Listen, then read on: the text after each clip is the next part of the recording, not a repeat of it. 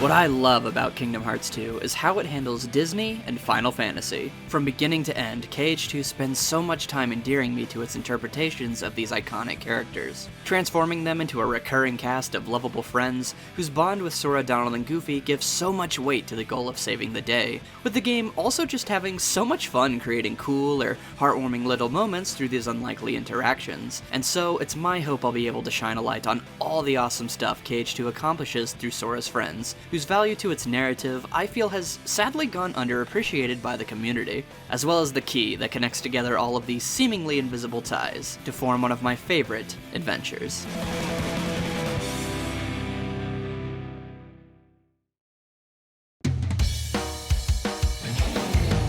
Now, many of you are probably a bit confused by the amount of praise I've just heaped onto KH2's use of Disney.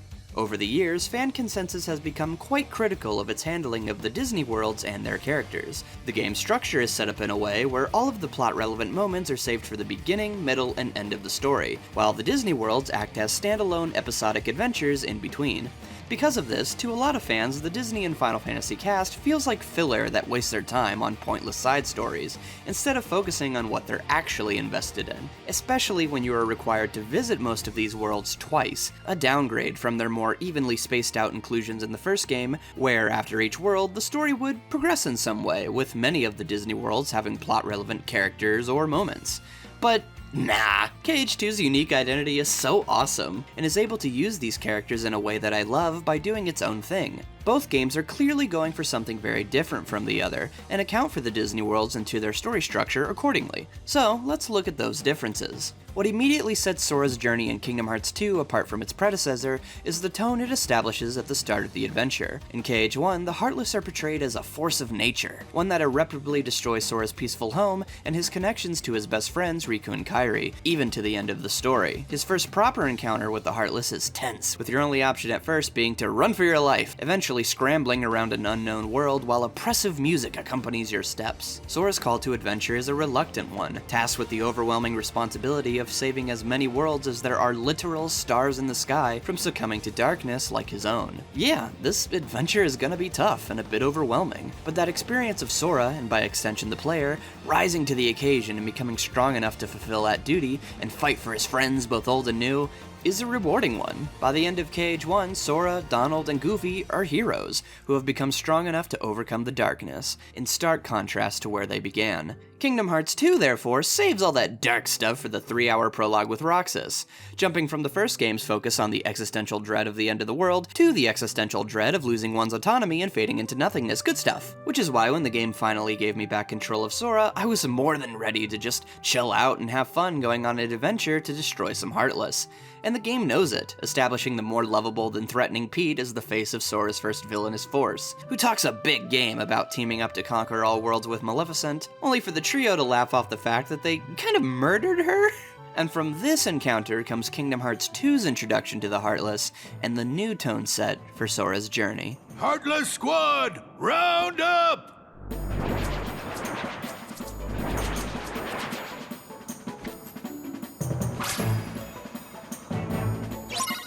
Oh yeah, this is gonna be fun.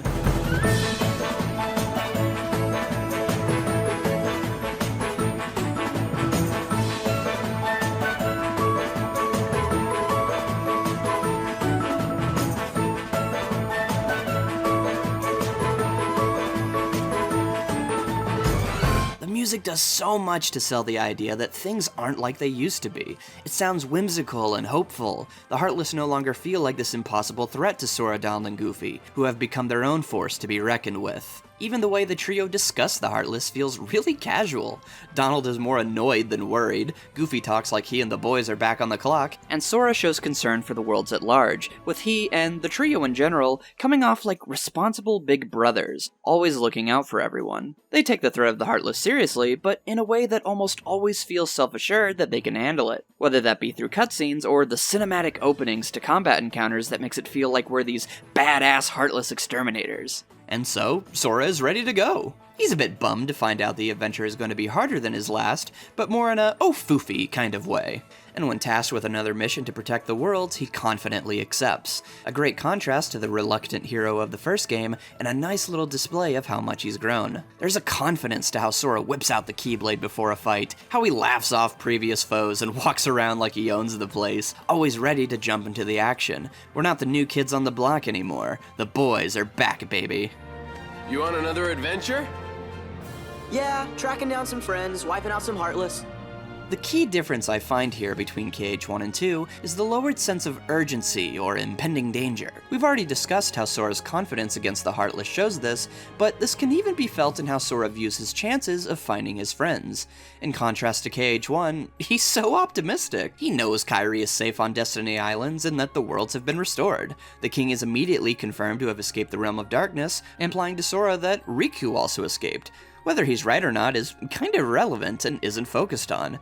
One, because it's pretty obvious that Riku is still himself, even if he looks different, but more importantly, because the game sets the tone through Sora that it's not something to worry about. Wherever Riku may be, he's out of the Realm of Darkness and can take care of himself, with Sora positive that he's okay, and that it's only a matter of time before he finds him. Which is not only literally true if you're the player who already knows what happened to Riku, but is also only called into question for Sora once we hit the halfway point of the adventure. So until then... What do you say, guys? Let's stick together for one more journey. I always took this opening section as the game's way of telling me to enjoy the adventure for the sake of the adventure, to have fun on the way to finding Riku rather than focusing on that end goal itself. And I love that. This first half feels like I get to play a fun, episodic Saturday morning cartoon, where the main goal is to achieve something simple, in this case finding Riku and taking out this week's bad guy.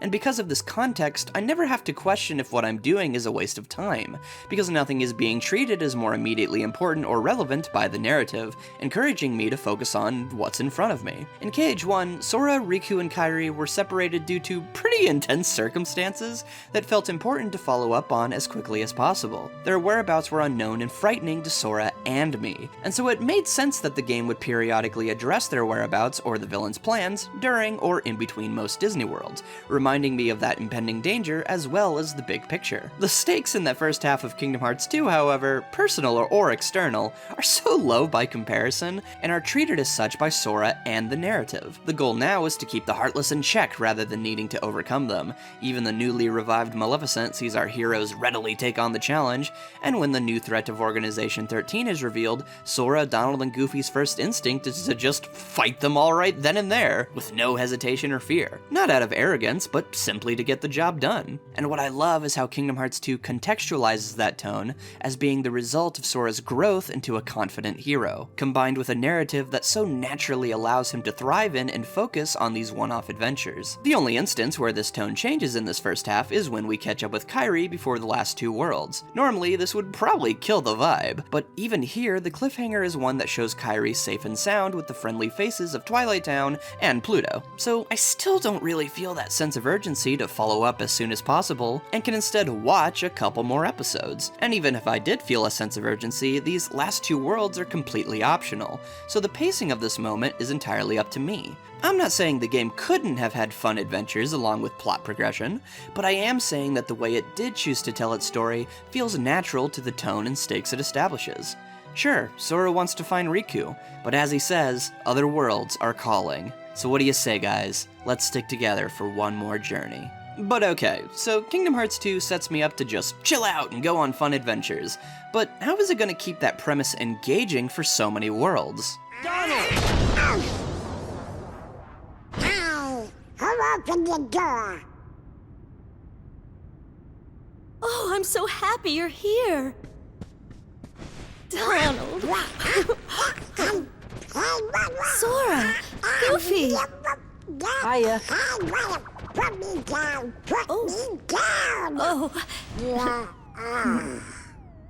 And this right here is what makes this journey so special to me. The moment-to-moment joy of watching Sora, Donald, and Goofy reunite with old friends, and the fun and cute character interactions that occur because of that context. See, in Kingdom Hearts 2, the trio are mostly revisiting worlds from KH1, or worlds based off a character from that game. Out of the 12 Disney worlds we visit, 10 of them involve Sora helping out an old friend, which means now there's almost always a personal reason for Sora to stick around. This is shown as early as the first world we visit, Hollow Bastion, which acts as our Final Fantasy equivalent to the Disney worlds. From the moment Sora shouts, "Yuffie!" I just find this smile across my face that won't go away. Each cutscene goes out of its way to endear me to the friendships Sora has with the Final Fantasy characters through a collection of little moments. I love this part where Yuffie cheers Sora up by letting him know that she looked forward to seeing him again. It's so cute, just look how happy he is. Leon's confidence in the trio feels rewarding since he was the one guiding us back in KH1,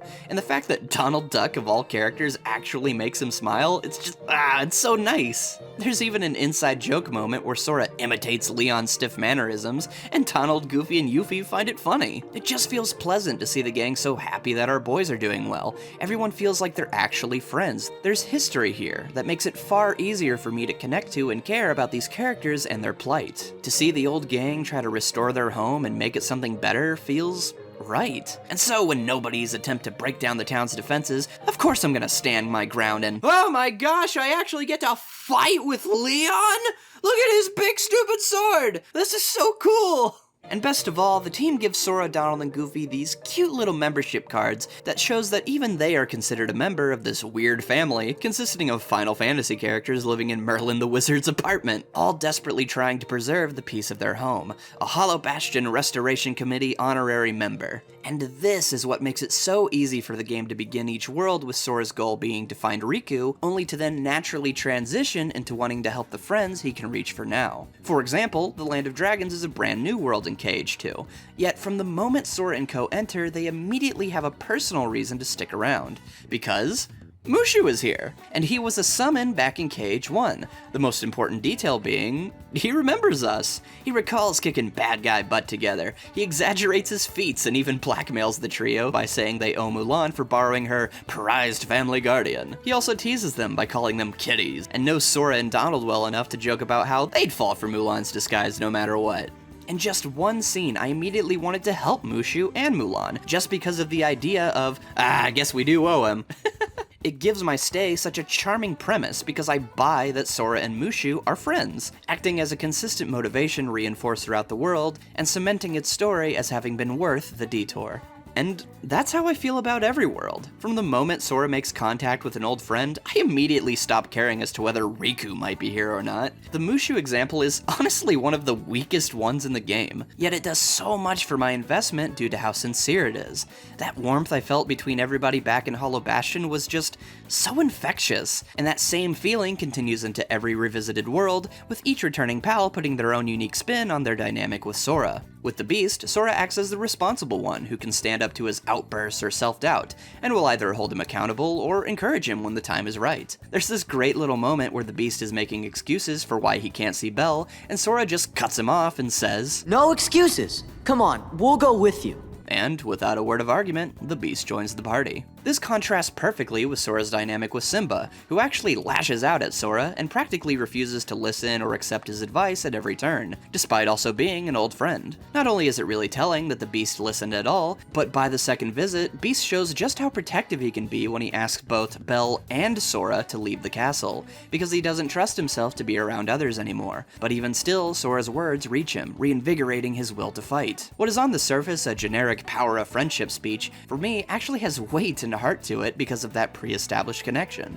Also, the fact that Sora feels confident enough to just walk up to the freaking Beast and say, "Hey, Prince," as if it's the most normal thing in the world is so good, and establishes a level of familiarity between the two without Sora once needing to say the word friend. On the other hand, Jack Skellington acts as this whirlwind of energy who never stays in one place for too long, and it's so much fun watching Sora get swept up in or try to keep up with that excitement. At first, Jack drags Sora into his antics by hyping him up about Christmas, his enthusiasm influencing Sora, and getting him just as pumped to run headlong into things as Jack does. But by the second visit, it's Sora who starts trying to be the responsible one, and ends up having to keep Jack's impulsivity in check, or just ends up following him to make sure he doesn't get into trouble. Instead of leading his friend like he did with the Beast, now Sora is the one being dragged around by his pal. But the best part for me is how much Jack clearly just really likes Sora, Donald, and Goofy, consistently referring to them as his good friends or calling them gentlemen. He's almost like their hype man, I love it. Whoa! Wow! Here too? On guard, loyal bodyguards! While on paper this dynamic is already fun, what really brings it to life is the animation. Just seeing the happiness on Jack's face when he finds out his friends have returned makes me happy. KH1 already knew to put extra care into animating the Disney characters whenever possible, and it's no different here, with even more cutscenes available to really make Jack Skellington and all our Disney pals that extra bit more lovable by being so much fun to watch, with the sweetest of sweet spots being when that expressiveness is used to accentuate just how much the Disney characters care about Sora. Case in point, so Hercules isn't feeling so hot and is overworking himself, but who would appear at just the right time? A beautiful woman tries to cheer him up, Hercules says meh, but Sora, Donald, and Goofy appear? Now those are the boys, and that's my guy! I instantly wanted to stick around and help Hercules. I mean, how could I not? Just look how happy he is to see them. I get this lovable big bro, little bro vibe, and it always seems like Herc is looking out for Sora. Like in this text cutscene that I love, where Sora says, "No one likes a sore loser, Hades," and when Hades tells the kid to shove it, Herc says he'll handle it, walks up, and repeats, "No one likes a sore loser, Hades." What a guy. An adorably subtle part of their dynamic, shown through animation, is how Hercules is always able to overcome his weaknesses because of, or for, Sora. We already talked about their reunion, but there's this awesome moment later on where Sora's presence alone reinvigorates Hercules' will to fight as the two agree to work side by side without a word between them. But this last scene during the second visit is what really gets me, as Herc has been at his lowest point for this stretch of the story, and absolutely nothing has pulled him out of his depression. But the moment he sees Hades pull up on his little bro, the look on his face and his body language just screams, nuh-uh? I'll fight Orin in the final. One-on-one. Oh, you will? I'll draw things out to buy you time. But Just hurry back. I know you can do it. Congratulations, you've got a deal. I can feel the connection from these characters just from those expressions, big and small, warming my heart through these moments of connection through just a smile. Speaking of which, let's analyze that smile for a bit. So, Mulan is one of our newer friends in KH2, and what I love about her inclusion is how my investment in her was almost completely sold through gameplay. By framing Sora as this cool warrior who's done this song and dance before, it puts Mulan in this neat position where her goal of becoming a competent soldier is juxtaposed by her more experienced party members. Mulan's AI early on is programmed to do horrible damage and even fall over mid-battle. Yet, despite how helpless she is, I actually started to grow an attachment to her just by seeing her struggle in fights, and the fact that Sora, Donald, and Goofy are so adamant about being encouraging and hyping up Mulan at any chance they get. They really want her to succeed, and honestly, I do too, especially because from a gameplay perspective, I want her to be more helpful in combat. It gives weight to the missions you do early on, which are framed as team-building exercises to prove Mulan's worth. And so when this scene happens and Sora tells Mulan that she doesn't have to take all the blame, I actually feel something because of all that time spent with her hoping she'd improve. The characters aren't just paying lip service to being friends, the story of the world has actively pushed their teamwork to the forefront of every combat encounter. As another example, let's talk reaction commands. During our battle to protect Meg, Pete constantly uses this ball shield that Sora can't do anything about. But once Hercules joins the fray and the two decide to work together, you can do this. let's go! It's so sick, and brings a tangibility to my connection to these Disney characters through these moments that make them feel like actual teammates. Combined with their faster and flashier attacks that they can do in normal combat, it really feels like these characters are a meaningful part of the action. This is helped immensely by the pulled back camera, which allows me to easily see them fight. Plus, the usually small number of enemies makes me immediately notice when a party member finishes the job. Even the temporary party members like Cogsworth, the Hercules Trio, and Old Timey Pete are all able to endear themselves to me through gameplay, and makes protecting their worlds feel all that more satisfying. It's one thing to want to guard Queen Minnie because Donald and Goofy care about her, and I care about them.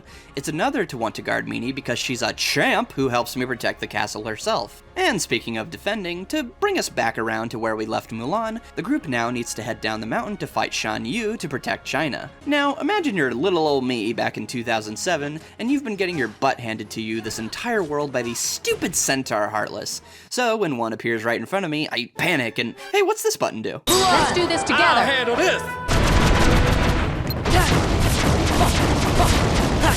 No shoot. It's over! For China. I'm on fire! Yeah. Without a doubt, the best way KH2 endeared me to its Disney and Final Fantasy cast through gameplay was through limits. Instead of trying to be as strong as Sora, Mulan jumps into frame and stands side by side with him, utilizing Mushu to work in tandem as the duo cement their victory bathed in a meteor shower. It's awesome! Every time I go through Land of Dragons, I get this sense of pride from taking out that first Heartless. It feels rewarding to see Mulan pull up with Sora and face the enemy, with just as much confidence as the trio. It feels like she's grown, even if not that much has actually happened. And the reason it means something to me is because it's contextualized through her relationship to Sora, Donald, and Goofy. And this is what makes Limits above everything else so special. Because these aren't just displays of general teamwork like a reaction command. Instead, each phase of an attack is punctuated by a character beat that tells a story about that specific friendship. Aladdin and Sora are just two bros who like being around each other, clearly shown in cutscenes like when they're chumming it up about Abu, or being total dorks while trying to scam the peddler. Just look at these two. And so, their limit embodies that playful dynamic. On the other hand, Simba's story is all about embracing Sora's help and not running away from his past. So how appropriate that during the finale of his limit, he shouts, "I'm here," before roaring alongside Sora. While at the beginning of the attack, the two shout, "Together!" as they make an entrance so powerful it reshapes the battlefield. Hilariously, Jack Skellington is the only party member whose limit involves using Sora as a weapon. How appropriate for a dynamic all about one friend leading the other into a bunch of crazy shenanigans. But you can't help but get excited because no matter what, you know it's gonna be a blast. Two warriors back to back. Sora and Auron are naturally in sync with every strike. It's so cool. It's like they have this innate understanding despite having never met each other. Man, the Jack Sparrow limit is so good. It's practically a comedy bit, complete with a "what have we done" punchline, which not only fits Jack Sparrow, but definitely fits with the vibe of a scene like Jack not remembering Sora's name and hamming it up to play it off. They're not best friends or anything, just two guys reacting to whatever madness comes their way. And to bring it all back, we have the Beast, and his limit with Sora perfectly embodies their bond. It's one of my favorite limits because it's built off when they met in KH1 back in Hollow Bastion. They were both alone and only wound up working together based on happenstance, but driven by a similar desire to save their loved ones, they worked together despite the odds, and that dynamic played out as the Beast protected the nearly defenseless Sora through gameplay, yet followed him through the castle's maze. So it feels right that in KH2, their friendship is one with this unspoken level of trust and respect. The only real weak link here is Tron, who just has a pretty standard team-up attack with not much personality. It plays out more like a weaker Mulan limit, due to less focus on building up the team aspect. But by the second visit, it works its way up to the quality of the others through more time spent with Tron, and thus earns this cute high five. Overall, I love how different these limits are from each other. They're dripping with personality, and the connection they communicate by combining awesome flashy combat with charming character moments does more to connect me to these friendships than almost any cutscene could. The same applies to the utility and especially the animation work done for summons. These are adorable, though I do wish Sora had a pre-established connection to characters like Chicken Little and Stitch, which does weaken them a bit for me. But I guess after a certain point with how useful these guys are in combat, it fills in that bond on its own, to where by the time I accidentally started a duel with Chicken Little in my party, I feel like we've come a long way. Plus, Stitch is the only Disney character where the fan service actually works on me, so let me have this. I legit got into Kingdom Hearts because I saw Stitch on the back of the box as a kid, and didn't catch, nor would I have cared, that it said Kingdom Hearts 2 on the side. I was and still am obsessed with this movie. And if I was one of those kids making AMVs back in 2006, you know I'd take any excuse to use that one clip of Stitch shooting a gun. Holy crap, it's Stitch, guys! He's lost! Anyway, what was I saying? Overall, limits, reaction commands, party members, improvements, and summons do such a good job at keeping the characters and their relationships with Sora consistently relevant through their use to me in gameplay, and by literally focusing the camera on their teamwork to accentuate their importance. I actually feel like my friends are my power, since those friendships are at the forefront of the attack and I get to choose when I want to implement them. I pretty much refuse to beat a boss without doing so as a team, because it feels incredible to line up that last perfect amount of health and finish them off alongside my friends, creating fun little memories and unique attachments to Cage 2's versions of these characters, completely separate from my very limited memory or attachments to their film counterparts. Mostly. But speaking of which, in order to fairly round out this discussion, I do want to quickly address the elephant in the room. The recreation scenes. They're awful. Plain and simple. They completely take me away from the thing I'm invested in these worlds for. These dynamics. So if I want to get to this cute moment with Mulan, then I have to sit through 3 minutes of movie scenes to get to the 10 seconds of what I love, with worlds like Atlantica and Pride Lands being particularly insufferable in this aspect. I can totally see how scenes like these would leave such a negative impression of the adventure for so many people, even if for me that's never been the case. Because thankfully, only 4 of these worlds actually have them. Every other world either takes the Cage 1 route of being a fun mix of film iconography and a Kingdom Hearts context, or more often than not are original tales entirely. And it's those stories and character interactions that make this Kingdom Hearts cast my favorite, especially when it comes to those present in the second visits. So, let's stop talking about all this nonsense and talk about that. Second visits are, without a doubt, my favorite idea any Kingdom Hearts game has had at integrating the Disney and Final Fantasy characters into Sora's adventure. For one, they give us a nice sense of the Disney characters fighting back against the organization after we learn their motives, with each member showing the different ways the group will manipulate the worlds. Xigbar works from the shadows like most of the group, creating a big Heartless and then leaving Sora and Mulan to protect her home from the attack. Luxord uses the lore and tropes of a world to his advantage to mess with our heroes, really toying with them and making them work for their humiliating defeat. But by the end, Jack helps Sora defeat the Heartless, and he, Will, and Elizabeth dispose of the Aztec gold to keep it from ever being misused again. And finally, after a whole first half of them hiding in the shadows, the rush of taking out an org member alongside a Disney World character, in this case the Beast, feels incredible.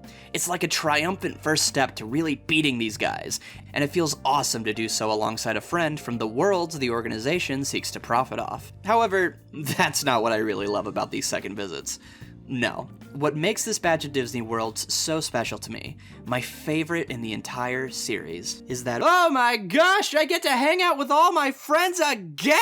If you needed any more proof that Cage 2 really cared about treating these Disney and Final Fantasy faces as characters before cameos, then look no further than here. In Cage 1, Sora consistently returned to Traverse Town, and by spending time in and away from that location, it created an attachment to this mysterious town and its inhabitants that by the end felt like a home away from home. A similar feeling was conveyed in Olympus and 100 Acre Wood through these repeated visits. Likewise, because of Cage 2's second visits, I get to feel that same spark for every single world. Jack! Zola, some assistance? That's Sora, Donald, and Goofy. Will you leave a mate to perish? Aye, aye. Cage 2 stands its ground and commits to the idea that these characters weren't simply one-and-done pit stops, incidental distractions on the way to the real story, but are instead a secondary cast who Sora is involved with and invested in the entire adventure, and whose stories grow alongside his own, allowing the journey to feel like a journey, like time has passed and things have progressed along with it. And because Cage 2 spent all that time in the first half building my connection to these friends, and with the eventual context of the organization's manipulation of the worlds, of course I want to check back up on them, even if I could head straight to the finale. These characters, Sora's friends, they feel important because the game treats them like they're important, with each second visit having a lovely little ending that always makes me smile, because they always go for that personal touch, as almost all of them are about appreciating the impact Sora has left on his friends and the worlds they call home.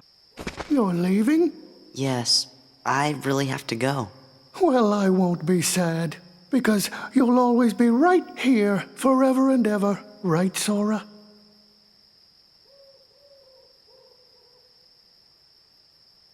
And all of you are right here too. See ya. And since we're talking about him, one of the biggest differences between Cage 1 Sora and Cage 2 Sora is the complete lack of any character growth. Cage 2 Sora is a static protagonist through and through, ending the same as he was at the start of the adventure. However, he's not the same person that he was at the start of the series. The fun of Cage 2 Sora is that now he's this confident hero of the multiverse. His characterization is the payoff for all the growth he had in the first game, from an aimless and carefree boy standing in the shadow of his rival, to a young man who not only takes on the responsibility of saving his loved ones, but the entire universe. Therefore, most of Cage 2 feels like a grand showcase for how far this kid's really come, as he fights until he's protected everyone he cares about, and stylishly flexed on every jerk in the vicinity. Sora's not saving the day out of responsibility or duty, he's doing so because those are his friends, but also because fuck you. He's so cool, and my favorite version of the character because he just has this presence to him, a reputation that precedes him in every world he visits, whether from friend or foe, combined with a charming new dose of dumb teenage punk energy. Who are you calling punks? It's Sora, Donald, and Goofy to you, and don't you forget it. You gonna cry? Sorry, Mommy. Your poopsies are toast. What a hag. Go now! But I've gotta talk to Hades. What was that? Oh, right. Hades, we gotta talk. Ah, that's the Pete we know. Hey, hold it right there. No way, small fry. I finally found the pipsqueak what stole my steamboat.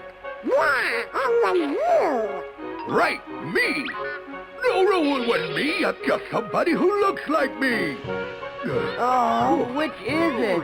And it's why I've always admired Sora, because not only did he always have the strength to protect his friends, but said friends made it clear that they always knew he would. Therefore, the moments that really get me are when that confidence starts to falter, and Sora's vulnerabilities are on full display. Gorge, maybe the reason we're all okay is because we're not from this world.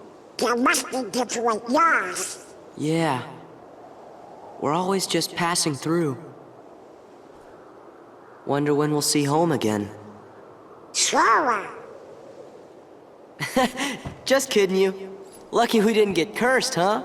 In this nice little moment, we see a glimpse of the journey really starting to get to Sora. If the first visits were about showing off Sora's confidence and battle prowess, then the second visits are the fatigue and desperation of his journey starting to set in. Sora acts a lot more reflective and responsible in the second half, being a rock that so many of his friends rely on in big and small ways, which is important to the fact that many of these characters are finishing arcs or stories set up in the first half. Where seeing our friends before was fun and exciting, now there's this extra weight to it. It's the difference between Sora's crush on Kairi being treated as a joke in the first half to bringing him to tears in the second. It's Sora seeing the organization as some nuisance to his frustration at his inability to stop them from messing with the worlds. But the endings to Agrabah, Land of Dragons, and Halloween Town are what really play into that longing for home at the heart of Sora's character, and it's a feeling that I think permeates the entire second half. There's a cloud that hangs over every triumph due to the added context of Riku and Kairi's uncertain fates. And all of these endings build upon my desire to see Sora reunite with Riku and Kairi, but in a way that directly ties into his relationships with the Disney and Final Fantasy characters, as Sora is able to give all his other friends a happy ending before he achieves his own. That, I feel, is the heart of these second visits, and the extra little gut punches that add to the happiness I feel seeing Sora's journey come to its end. If you recall, back in Kingdom Hearts 1 there was this concept of meddling, this unwritten rule that Sora should not interfere in the affairs of other worlds, though inevitably he always would step in because of how kind-hearted he was. What I find so cool about Cage 2 is how it drops this idea of meddling almost entirely, with the exception of one scene where it's used as a joke. This is a great contrast to the trio's reluctance to help Alice back in KH1, and really showcases their shift in priorities. Remember, Donald especially was kind of a stickler about meddling in the first game, but here the little guy is comically frustrated that someone would dare chastise him for helping his buddy Auron. It's great, and really shows where the game's heart is. All Sora and co do in Cage 2 is meddle and stick their noses into other people's affairs, their friends and their personal troubles. And they do so without a second thought, whether they know the heartless or nobodies are involved or not. I know it's a meme at this point, but Honestly, one of my favorite parts of every interaction with a Disney character is when they say, Sora! Donald! Goofy! I love that they're not only excited about seeing Sora either. It makes it so, even if they don't really talk to Donald or Goofy as much as they do Sora, I still buy that they care about them as well. These warm welcomes make every world feel a little bit like the trio are returning home. The moment that truly exemplifies this is when Tron, a character who is learning all about what friendship means, decides to make the password for his digital world the name of his first friends. The final form of this meme in all its sincere glory. It warms my heart, what can I say? The trio themselves are perfect in this game. Almost every interaction has this feeling of familiarity that sells their history, or a charming little moment that sells their bond. I love how often they'll fall on top of each other, how they mimic each other's movements on cue, or that Goofy and Sora know Donald well enough to shut that time travel nonsense down without a word between them. You want to talk about Disney fighting back against the organization? Donald and Goofy are responsible for taking out 4 of these jerks across the adventure. They're badasses, just like Sora, and I love getting to hang out with and fight alongside these true heroes. But what just gets me about these two is that their motivation for being on this journey is so pure. Before they know that the Heartless are back, who the organization is, or that they must once again save the worlds, the game makes it a point to show that the reason they choose to join Sora is because they just want to be there for him. Even getting annoyed that he'd have to ask in the first place what they're gonna do now that they don't have to follow him anymore. And that feeling of course we want to help you, Sora, just makes every scene they're in that much more heartfelt. Once you've played so many worlds, it can be easy to have forgotten that original goal, only for the game to remind me at its midpoint. I love how the game depicts Donald and Goofy stiffening up at the order of their king, but the moment they hear Sora's plea to stay and fight, they immediately make up their mind. They're not here out of duty or obligation, they're here for their friend, and I love that. Especially since this is Sora, Donald, and Goofy, and they're very dumb. So we get a wonderful little moment as the trio both get to betray their king behind his back, only for their grand plot to be to just run past him and betray him to his face.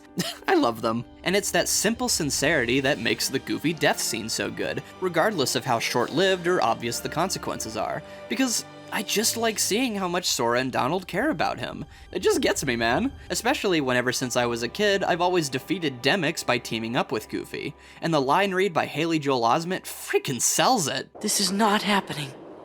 It can't be happening. It can't. I like seeing Donald and Sora's reactions to Goofy's return. I like seeing Donald and Goofy stand up for Sora simply because their friend is uncomfortable. I just like seeing these three.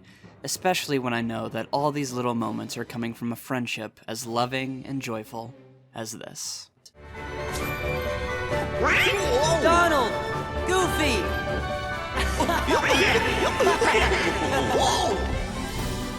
And that's what Kingdom Hearts 2 is all about to me.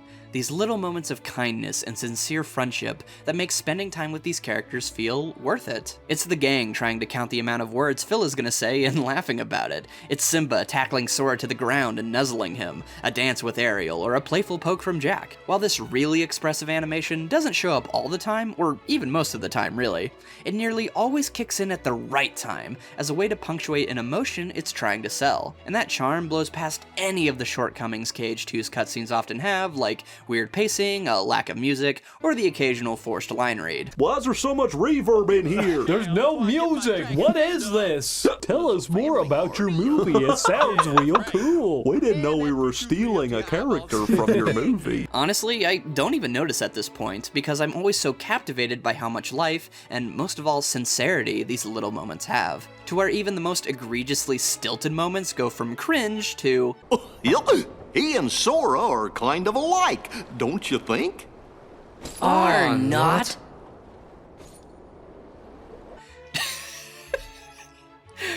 Okay, that's cute. And it's why I've never been able to agree with the sentiment that the Disney characters feel like a waste of time. They're a delight, and are given the spotlight in a narrative that allows for their dynamics with Sora to thrive through this episodic story structure. Maybe to a lot of you, these don't seem like that big of a deal, but it's the amount of these little moments across my adventure, both in cutscenes or gameplay, combined with the weight of the history that these characters share, that really adds up and has left such a strong impression on me. Even the text scenes get an extra dose of personality that makes me smile, like Sora giving Belle this cute little thumbs up when she tells him to be careful. It's just so endearing. It's funny too, because in KH1, Belle had zero connection to Sora, but thanks to all of these wonderful interactions and reactions, KH2 is able to add a level of intimacy to its cast, both old and new, quickly making all of these friendships feel real through something as simple as a hug and a smile. And no world solidifies how important those connections are than our second visit to Hollow Bastion. Back in Kingdom Hearts 1, Hollow Bastion was crafted to be the culmination of Sora's journey up to that point, a triumphant display of everything he'd learned and gained along the way, leading to the ultimate sacrifice to save the one he loves. It's beautiful, chocked full of scene after scene of pure emotional catharsis. As far as Disney and Final Fantasy goes, they all function to push Sora forward. The Beast protects Sora, Donald and Goofy fight alongside him, the Final Fantasy crew encourages him, Maleficent's defeat makes him look like a bouse, and the friends he's made along the way give him strength. Every character allows Sora to get one step closer to saving Kairi. Kingdom Hearts 2's second visit to Hollow Bastion seems like it will be the same. The plot has finally kicked in, with Kairi, the organization, and now King Mickey, along with the whereabouts of Riku, all back in the spotlight. And with the framing device of an invasion of Heartless established all the way back at the start of our adventure, yeah, this would be the perfect place to finish the story. We've had our fun, but now it's time to put those Disney and Final Fantasy characters aside and focus on what's really important to Sora. Right? But that's the thing, Riku and Kairi aren't here. Wherever they are, it can't be good, and Sora knows that, contrasting how he started the adventure. That light and breezy tone of the first half has finally dissipated. So, what now? Sora has the choice to go after his friends or to stay and help everyone at Hollow Bastion. But what I love so much about this scene is that it doesn't even seem to register to Sora as a choice, because as he says, Leon and the others are friends too. Riku, Kairi, give me a little time, okay? And this is where Hollow Bastion, just like its predecessor, becomes the culmination of Sora's journey up to now. The Disney and Final Fantasy characters have been the heart of each of these worlds and why I've cared. Hollow Bastion is just the largest scale version of that idea, and so, just like he's been doing the entire adventure, Sora chooses to help the friends he can reach for now. Because no matter where he goes, Sora's friends still are the personal stakes, even if they aren't named Riku or Kairi. Ever since I was a kid, this narrative decision has just got me so good emotionally, and not in a sad kind of way or even a bittersweet one, though it does warm my heart. No, in typical KH2 fashion, seeing the love Sora has for his friends makes me want to kick ass! Goofy's death scene will also forever be one of the hypest moments in the entire series. For one, it revives the narrative momentum of the last scene because Nomura hates me! But second, it reminds me of what the villains of this game are out to do, to hurt the people that Sora, that I, care about. That rock may not have actually killed Goofy, but dang! I'll slaughter them all! And the game builds on that hype by allowing you to face off against the invading army alongside your Final Fantasy friends through gameplay, really feeling like you're working together to protect their home. The momentum of the scene just builds and builds, its synchronicity between gameplay and story being so strong. It invests me in every Heartless destroyed, with a literal counter to represent each one slain, culminating as Sora stands back to back with his two closest Disney pals in my favorite cutscene in the entire series.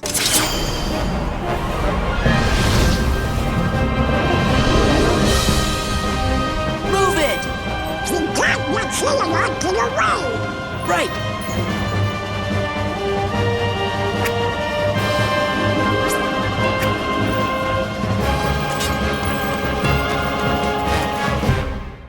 This whole section, and really this entire game, feels like it carries on the spirit of KH1's "My friends are my power" speech, though in typical KH2 fashion, it's a more blunt execution than KH1's personal flavor, because this battle is what I've been doing the entire adventure since KH1, protecting the homes of my friends and strengthening those bonds, using them as my literal strength in every battle and as motivation to keep fighting. It's all for Leon, Yuffie, Sid, Cloud, Aerith. It's all for Beast, Mushu, Herc, Simba, Jack, Aladdin, Tron, heck, even my boy Pooh Bear. It's all for them. And yes, now that the leader of Organization 13 himself has appeared, it's definitely all for Kairi. It's all for... nothing? Way to fall right into their trap.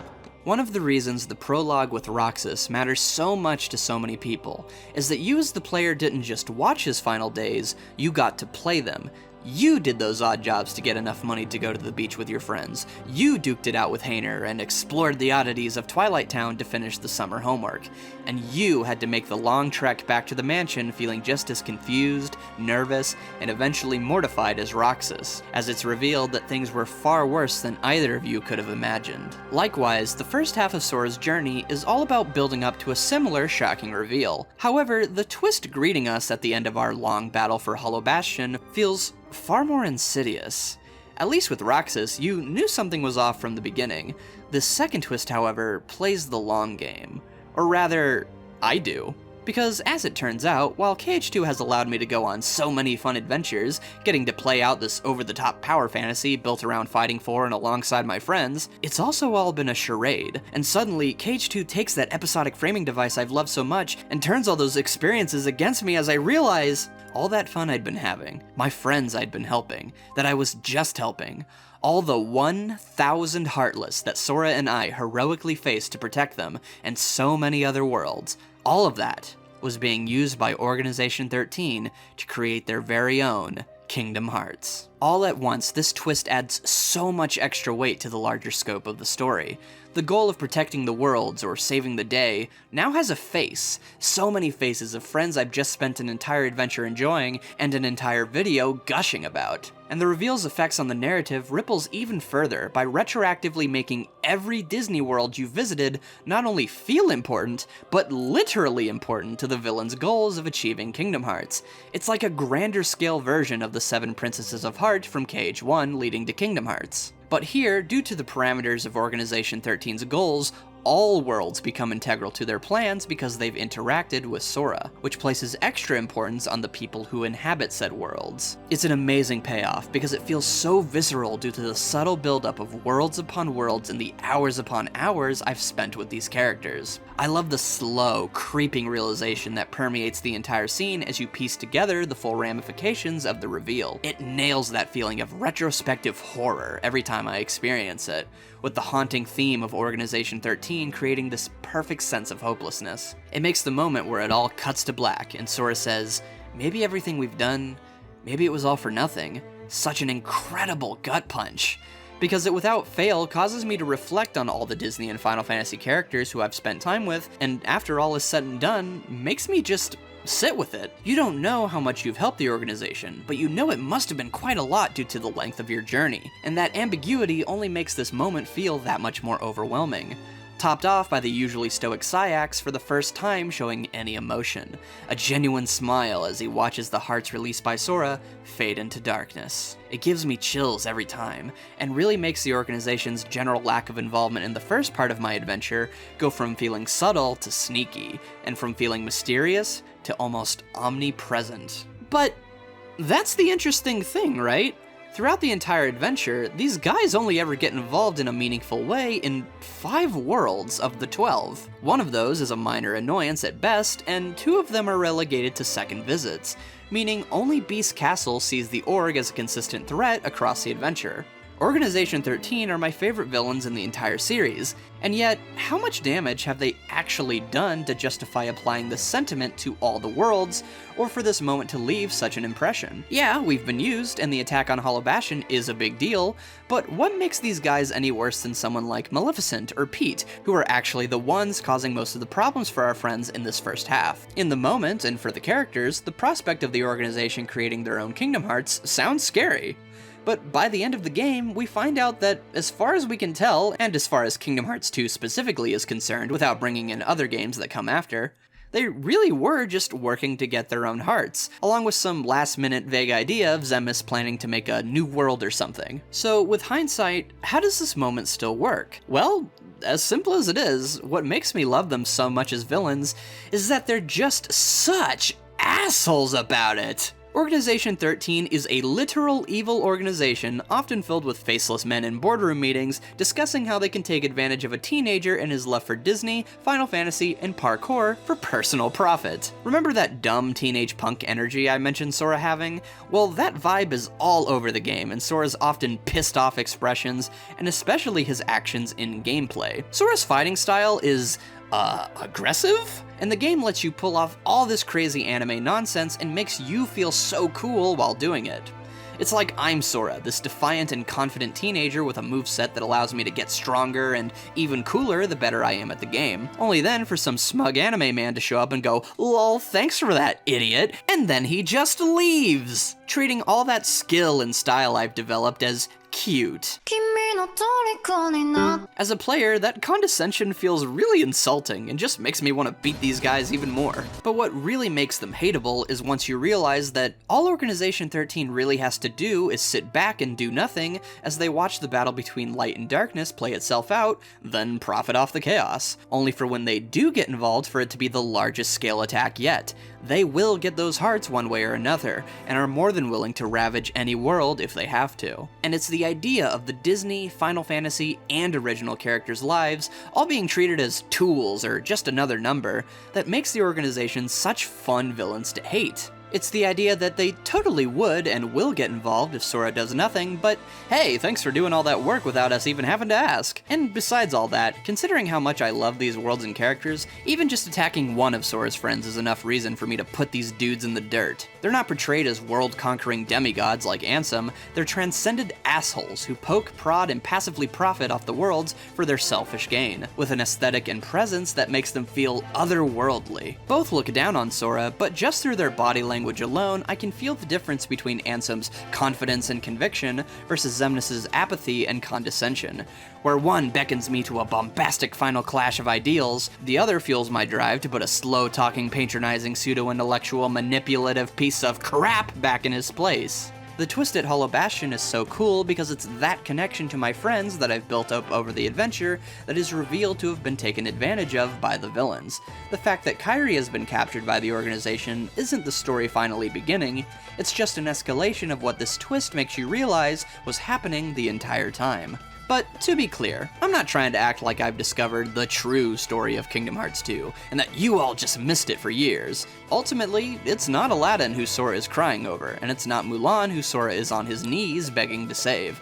Instead, I'm simply pointing out a recurring theme that serves to so greatly enhance the game's narrative. It's not that the Disney and Final Fantasy characters are the story, but they definitely add to it. The twist would still function if you cut out our time in every Disney world and just skip to the battle at Hollow Bastion, but I only care because of that added emotional weight of an entire adventure spent with these friends. Similarly, the time spent in the second visits solidifies a secondary cast of lovable friendships. Friendships that I'm invested in seeing reach their end, and which adds an extra amount of anticipation and heart to the game's finale. As simple as it is, the reveal at Hollow Bastion is one of my favorite twists in any story, because it recontextualizes something that was so fun and heartwarming, something I was so invested in for simple reasons, and twists it into something that feels cruel. Characters and worlds that I still think would have been valid as episodic adventures that don't affect the plot have been dragged into a war and act as added faces and connections that Sora must fight harder than ever to protect. A million more reasons than what would have been the one to want to defeat Organization 13. And it's why when an attempt is made to defend their actions, and a question is levied at our heroes as to how they could hate a group of people who don't even want to use Kingdom Hearts for inherently evil purposes, but just want to be whole again, to feel human, that it feels all the more satisfying for someone like Riku to throw back the obvious. That's simple. It's because you mess up our world. Overall, Kingdom Hearts 2 is without a doubt my favorite at integrating Disney and Final Fantasy into its narrative. Their presence an essential part of my love for this magical adventure, and an integration that fits so well with a game and a series all about the invisible ties that connect us to the people we care about. Invisible ties that can create a door to allow Sora to protect his friends, and a door of light that leads him back home. Even the credits rolling get me to tear up, as the game ends on a montage of all our Disney and Final Fantasy pals living peacefully, with many a lot stronger than when we first met them, showing the impact our heroes had on their friends even when worlds apart, and the value of those little moments I've loved seeing them share with Sora, Donald, and Goofy. But hey, despite how many words it's taken me to say that I really love Kingdom Hearts 2, I think this one clip from Oni Plays gets to the heart of everything we've discussed better than I ever could. Thank you all so much for watching. Kingdom Hearts. Let's go. Xemnas must be inside. The worlds gave us this doorway. They want us to be the guardians of their destiny. Okay, Mickey. That's really cool.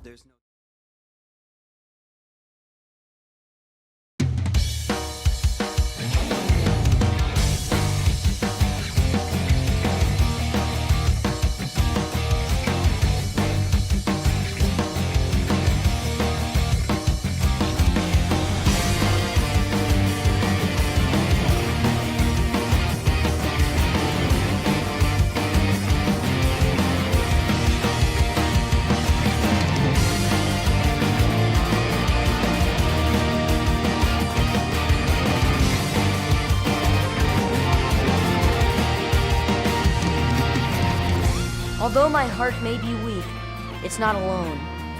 It's grown with each new experience, and it's found a home with all the friends I've made.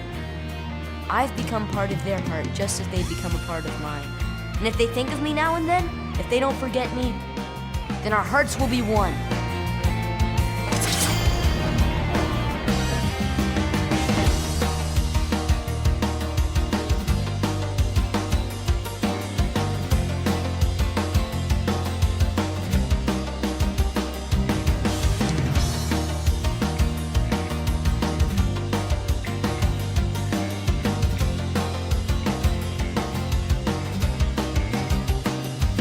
You accept darkness, yet choose to live in the light. So why is it that you loathe us who teeter on the edge of nothing? That's simple. It's because you mess up our worlds. Let's do this together. Jack! Simba! Captain! You need a pirate, eh? Ron! Executable! Aladdin! Beast! Your pain shall be twofold.